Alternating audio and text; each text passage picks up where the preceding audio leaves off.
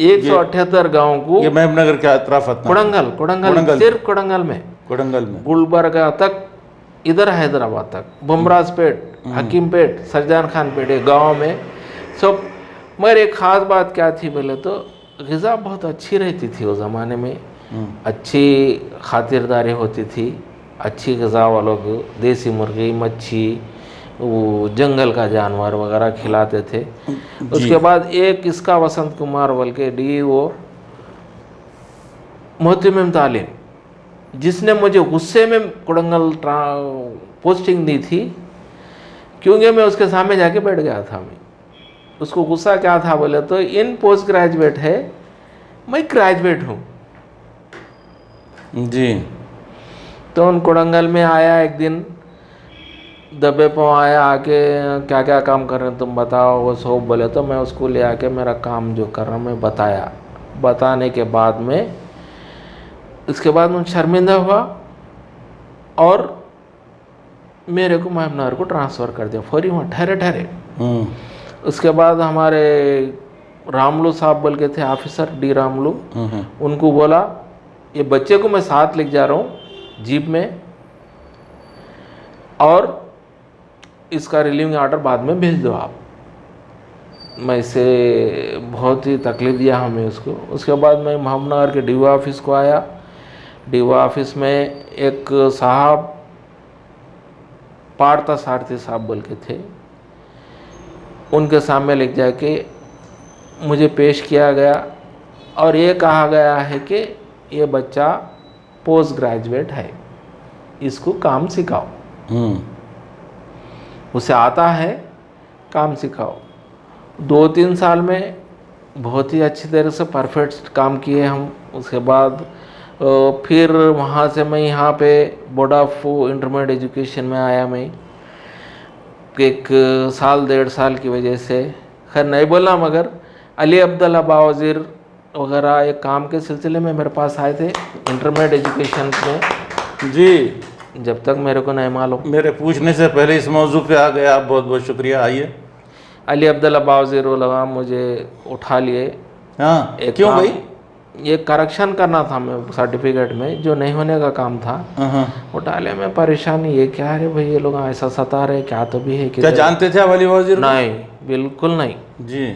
जब हमारे ससुराल आए, हमारे साडू साहब, सदर बर्दाश्त गुरु मोहम्मद अली जुबैदी साहब मेरे को तारुफ कराए, तो दोनों एक को एक मुंह देख ले रहे हैं।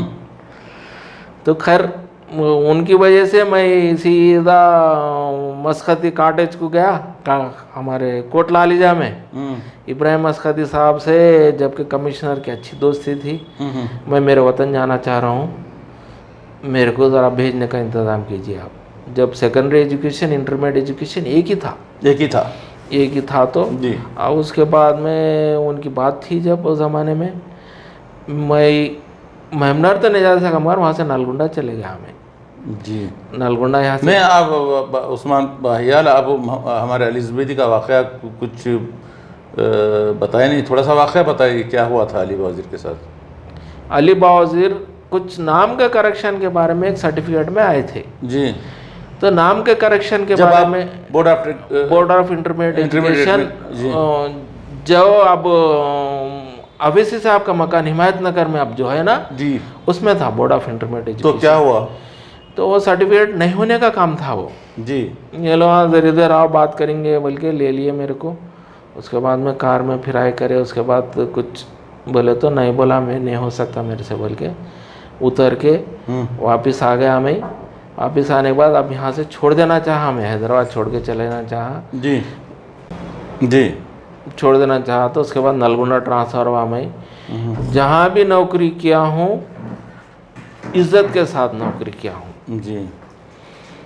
जब महबूबनगर फिर एक 8 साल के बाद आया, मेदक करा, मैं नलगुंडा करा, उसके बाद करीमनगर करा। फिर जब महबूबनगर को आया तो एक नलगुंडे वाला बी मनमद रेड्डी, बानाला मनमद रेड्डी बोल के डिस्ट्रिक्ट एजुकेशन ऑफिसर बन के आया। इंतहाई किराक,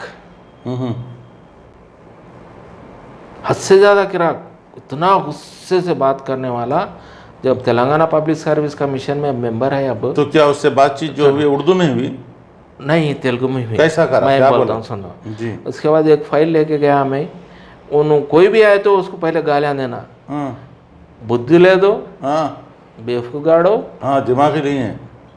ఎందుకు తెచ్చినావు ఫైల్, ఇది ఏం రాసినావు हाँ बोल के उठा के मुंह पे फेंक दिया फाइल। हाँ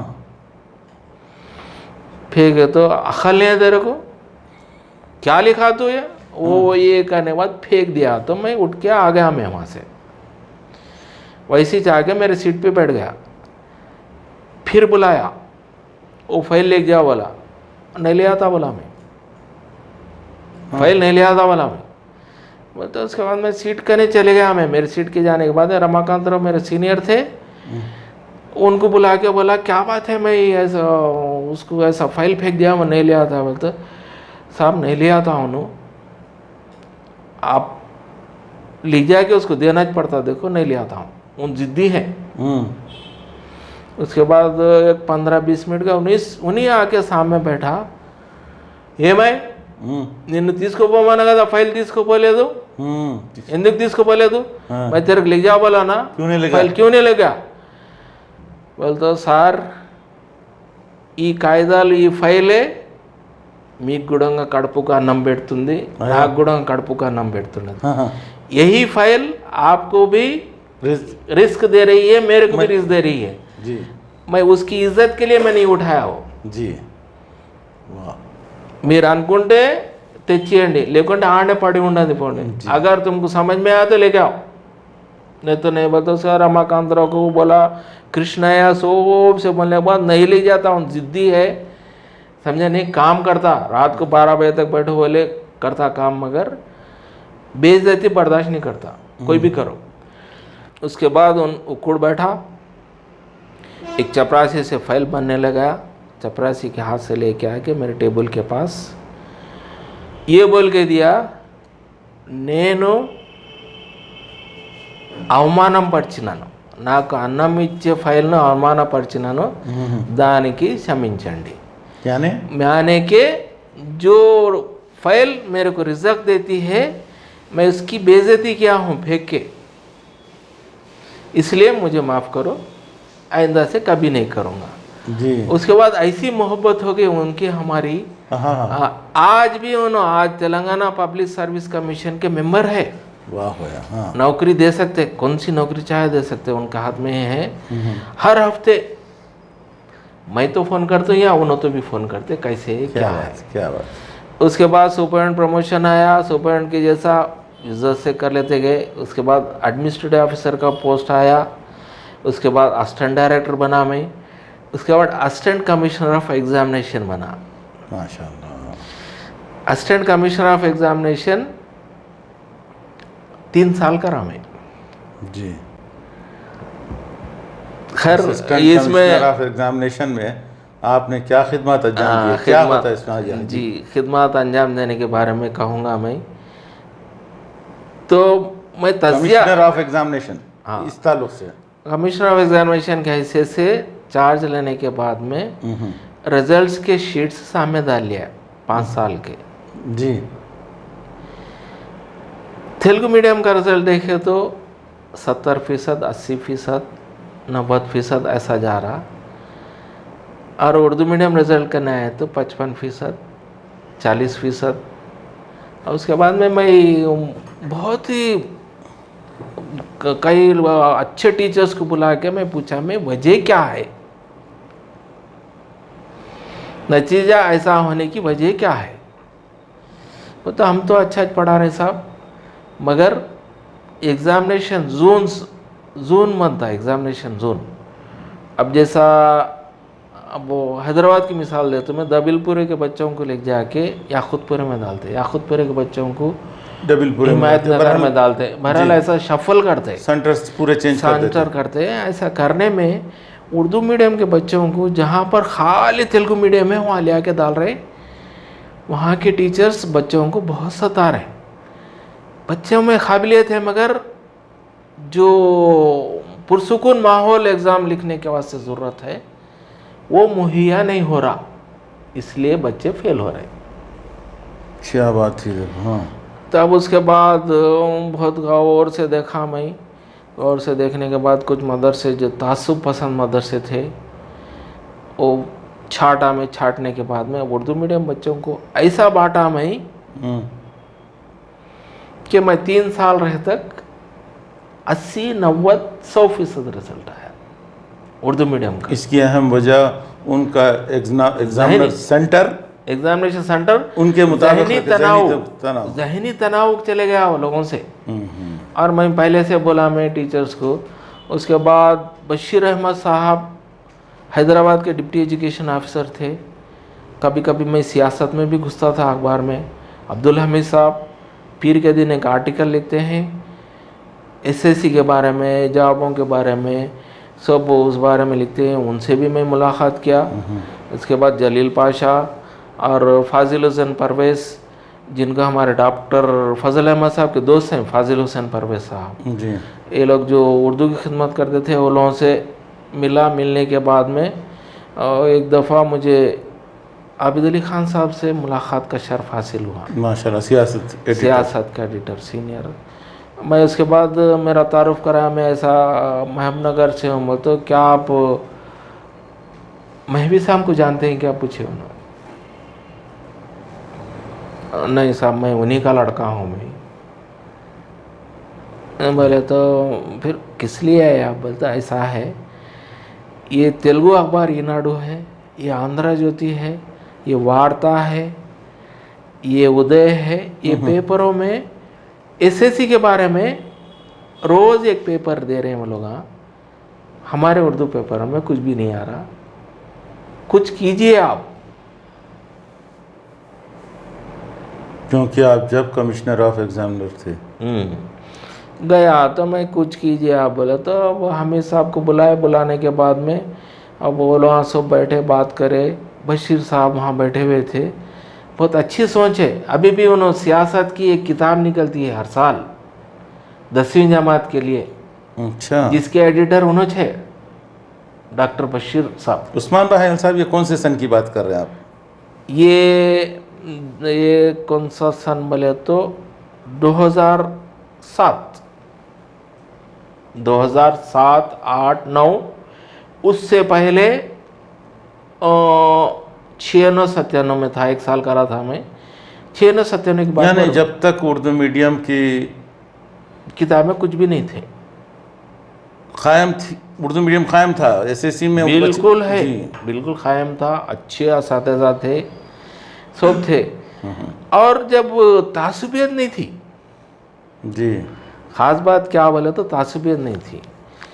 तो अब डीओ ऑफिस में मैं जब एडमिनिस्ट्रेटिव ऑफिसर था प्लानिंग सेक्शन में,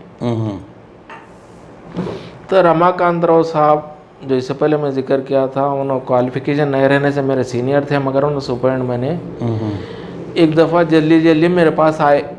अरे उस्मान ఎక్కడ పోతుండారా నీవు तो ये सार చెప్పండి कहाँ जा रहा रे तू। तो क्या है बोलो साहब, क्या बात है साहब, क्या है बोलो। ज़रा कान तो भी एक अच्छी चाय पीएंगे, चल तेरे से काम है मेरे को बोला। बोलने के बाद में हमारे पास 64 मंडल है महबूबनगर में। मंडल से मुराद, मंडल किसको बोलते हैं? पहले तहसील ऑफिस रहा करती थी जी। तहसील ऑफिस बोले तो पहले ब्लॉक बोलते थे उसको, तहसीलदार। मंडल को इंदिरा मराव जब चीफ मिनिस्टर बना तो एक ब्लॉक को 3 मंडलों में तकसीम कर दिया। अच्छा, तकसीम कर दिया तो मंडल 64 मंडल है। उर्दू मीडियम स्कूल आप खोलेंगे रे, थोड़ा मदद करता है क्या तू, बोल के पूछा। ब्राह्मण तुमको पूछ रहा? मेरे को पूछ रहा, कुछ मदद करता है क्या, करेंगे सब मिल के बोल के। तो तुम्हारे जहन कहीं को आया इस तरफ उर्दू मीडियम स्कूल खोलने के वास्ते। तो मैं एक दफ़ा गदवाल गया। मैं रमाकांत राव साहब बोल रहे सब बात। गदवाल गया मैं। गदवाल से वनपड़ती रोड बीच में एक स्टेशन आता, वहाँ से गदवाल में पढ़ने के वास्ते करीब एक 40-50 बच्चे ट्रेन में बैठ के जा रहे हैं। खुदा ना खास्ता वो लोगों को कुछ एक्सीडेंट हो गया, कुछ ये हो गया तो कैसा उर्दू पढ़ने को जा रहे हैं, उनको ख्वाहिश है। अब पूरे गांव को तो हम जाके नहीं देख सकते ना, इस तरीके से उन लोगों को ख्वाहिश है, चल मंडल को 1-2 स्कूल खोल देंगे, चल बाप हम सब मिलकर डीओ से जाके बात करेंगे। जबकि डीओस बहुत अच्छे थे, फिर परसी नहीं थी जी। चित्तूर के एल श्रीनिवासुलु सर डीओ थे, जब डिस्ट्रिक्ट एजुकेशन ऑफिसर जी, जो वहाँ पर चित्तूर में इंस्पेक्टर ऑफ स्कूल्स उर्दू का पोस्ट पे काम कर चुके थे। उर्दू की बदहाली के बारे में उनको भी कुछ मालूमात थे। तो उस ज़माने में रमाकांत राव साहब की वजह से मैं 118 स्कूल कायम कर चुका, 128 स्कूल कायम है महबूबनगर में जी, जिसकी मिसाल जबकि KL राव चीफ इंजीनियर की बेटी KL Shanta Kumari, KL Shanta Kumari commissioner of school थे। KL राव पहले आंध्र प्रदेश के इंजीनियर जिन्होंने उर्दू में तालीम हासिल की और इंजीनियरिंग भी BE बैचलर ऑफ यूनिवर्सिटीज तालीम की। क्या बात। उनकी लड़की थी, अरे देखो महबूबनगर में एक ये वो ऐसा काम किया है, ऐसा तुम लोग भी सब हर ज़िले में करो, खोलो स्कूल बोले। तो उसके बाद मेरे बाद महबूबनगर के बाद मेदक आया, मेदक के बाद करीमनगर हुआ, निज़ामाबाद हुआ, निज़ामाबाद के बाद सब हर जगह ऐसी कायम हुए। एक इस बारे में मेरे वालिदैन का तुफ़ैल, ख़दमों का तुफ़ैल समझता हूँ। और जो रोटी मेरे वालिद उर्दू पंडित के हैसियत से जो काम करे थे, बाद में प्रिंसिपल के हैसियत से, उसका हक़ अदा किया मैं। माशाल्लाह।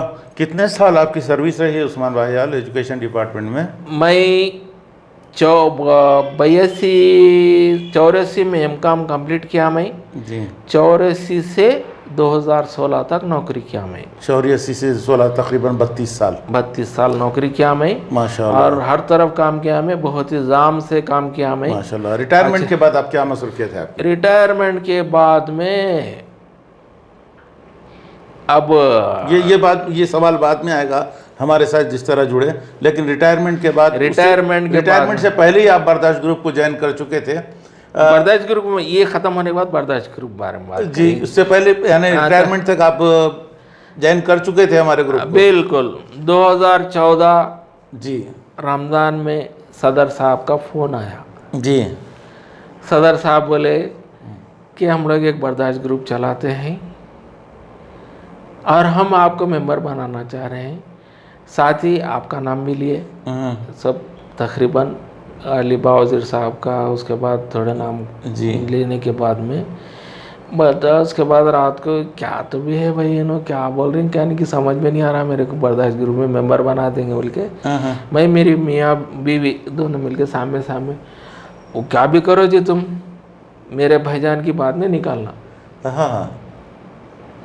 उसके बाद रात को 12:30 बजे फ़ोन आया कि आपको मेंबर बना दिए हैं, एक अस्सलाम वालेकुम रहमतुल्लाहि बरकातहू बोल के कुछ कलमात आप कहिए।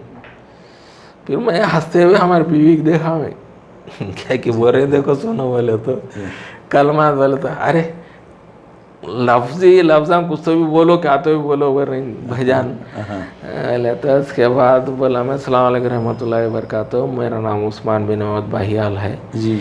मैं मोहम्मद अली ज़ुबैदी साहब का साड़ हूँ, पहले तारुफ करा चुके थे जी। और मैं ये खुशी महसूस करता हूँ सबसे पहले जी हमारे हादी भाई जी, अब्दुल हादी वहलाल साहब, आप हमारे सदर साहब के साड़ो हैं तो हमारे भी कुछ लगते हैं बोल के मेरा वेलकम किए उन्होंने। क्या बात है। अब उसके बाद जुड़ गया मैं। उसके बाद एक यहाँ पर रोकूंगा आपको ज़रूर मैं। जी बोलिए। बर्दाश्त ग्रुप में आने से पहले और बर्दाश्त ग्रुप में जाने के बाद आप में क्या तब्दीलियाँ आई? बर्दाश्त ग्रुप उससे पहले क्या थी कैफियत आपकी? बर्दाश्त ग्रुप में कैसा, आने से पहले कैसा था बोले तो मैं अकेला अपने आप में बात कर लेते, अपने आप में रहने वाला आदमी। जी, मैं अकेला आदमी अपने आप में अपने बात आप कर में लेना, बात कर- अपने आप में बोल लेना, अपने आप में कर लेना, कुछ ज़्यादा बात नहीं करना किसी से भी, कुछ ये जी। नहीं क्या मैं नहीं। मेरा चिचरा भाई असलम बिन सईद भाईयाल बहुत अच्छी बात बोला, हाँ। गूंगे भी गाना गाने लगे। तो कैसा लगा आपको बर्दाश्त ग्रुप उसके बाद? क्या उसके चेंजेस बाद आए लाइफ बहुत में? चेंजेस बोले तो उसके आप जो बाद आप जो जबान पर उबूर हासिल हुआ। उसके बाद जुस्तजू, बाहियाल जो अपने आप को अब अकेला समझते थे, अपने आप में रहते थे। उसके बाद एक ख़ानदान मिल गया मेरे को पूरा जी। मुकम्मल, एक ख़ानदान मिल गया मेरे को। अच्छे अच्छे लोगों से बातचीत होते गई, हाँ। लिसानी शख्सियत यहिया नासिर कुरैशी साहब और हमारे नायब सदर साहब तो बोलने की कुछ जितनी तारीफ़ करे कम है। शुक्रिया, बहुत सदर बहुत साहब शुक्रिया। तो बोल ही नहीं सकते। अली बा वज़ीर साहब बहुत अच्छे क्लिप्स डालते हैं। उसके जी। बाद हमारे अब्दुर्रहमान खरमोशी साहब की आवाज़ सुना तो दंग रह गया हमें। जी। उसके बाद ये के खान साहब, उसके बाद अब मेरे छोटे भाइयों के साथिया जैसा शेख सुलेमान मोहम्मद जुबैदी, जी। इदरीस के बारे में मैं कुछ कहना चाहूँगा अगर आप इजाज़त दिए तो। अहलन व सहलन, अहलन व सहलन। हम इदरीस मेरे छोटे भाई का साथी है। जी। वो मेरे वालिद के शागिर्द है। जब ये लोग 8th में थे, हमारे वालिद ये लोग पढ़ाते थे। और साथ बहुत ख़ास बात क्या थी हमारे वालिद की बोले तो, ये मदऊ करते थे बच्चों को। जो 7th में आने के बाद में उन लोगों को देखो मुशायरा है फलानी जगह, वो तो बहुत ही शानदार मुशायरे होते थे उस ज़माने में। जी। महबूबनगर में मुशायरा बोले तो टाउन हॉल भर जाता था। जी। टाउन हॉल भर के बरांडे में जी। लोग आते थे। शायर भी आना बहुत ही इज्जत अफजाई समझते थे महबूबनगर जी। को। फिर और सबको बुलाते थे। हमारे वालिद साहब अशार वगैरह लिखते थे तो उसको फेयर करो बोल के मेरे छोटे भाई को, हमारे सिद्दीक इदरीस को, ये लोगों को सबको देते थे। वो लोग अशार लिखते थे। उसमें वालिद साहब वो 10th तक पढ़ाए ये लोगों को, जी। 10th क्लास तक तालीम दिए। ख़ास शागिर्दों में से शुमार होता था ये लोगों का।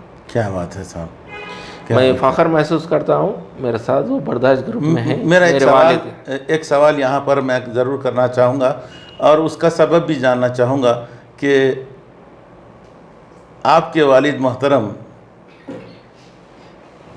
जो एक मशहूर और मारूफ शायर थे, जी, महवी साहब के बच्चों में क्यों ना एक उनके नक्श कदम पे कोई ना कोई शायर ना बने? अब ऐसा है, शायर बोले तो दोनों हैं, शायर नहीं है बोले ऐसा नहीं बोलता मैं। जी। दोनों शायर हैं जिनके नाम अवध बिन अहमद बाहियाल, जो अशार लिखते हैं मगर क्या बोलते पढ़ नहीं सकते, स्टेज फियर है उनको। उसके बाद जी। नासिर बिन अहमद बाहियाल जो जब अशार कहते हैं। जी। वो दोनों कुछ अशार कहते हैं, मैं भी कहता हूँ मगर कुछ ख़ास नहीं। जी। जब वक्ती अशार कह देता हूँ। तो उसके बाद ये लोग शागिर्द थे। ऐसा बहुत ही बड़े बड़े मुशायरे हुए, बहुत अच्छे। बाहियाल महवी साहब के अशार में भी बर्दाश्त ग्रुप में आने के बाद कई बार पढ़ा, आप लोग सुने, लेकिन महवी साहब का कोई दीवान की वजह मैं बोलता हूँ। मैं 1980 में भोपाल से एक शायर साहब आए थे, जब यहाँ पर छपाई का उतना ख़ास इंतज़ाम नहीं था। मैं नाज साहब नाम, बाद में फिर मैं नाम बोलूँगा मैं उनको, अब्दुल नज़ीर नाम साहब कुछ नाम था, और उनको दे दिया वालिद साहब हमारे तबात के लिए, अपने तबात के लिए। उसके बाद अचानक इंतकाल हो गया। इंतकाल होने के बाद में हम लोग ढूंढते रह गए। उसके बाद एक ख़त जी उनकी डायरी में ढूंढते वक्त में 2015 में जी मुझे एक ख़त मिला। जी। नियाज़ साहब, अब्दुल मतीन नियाज़ साहब भोपाल के शायर थे। वो हैदराबाद में मुशायरा पढ़ने को आ गए थे।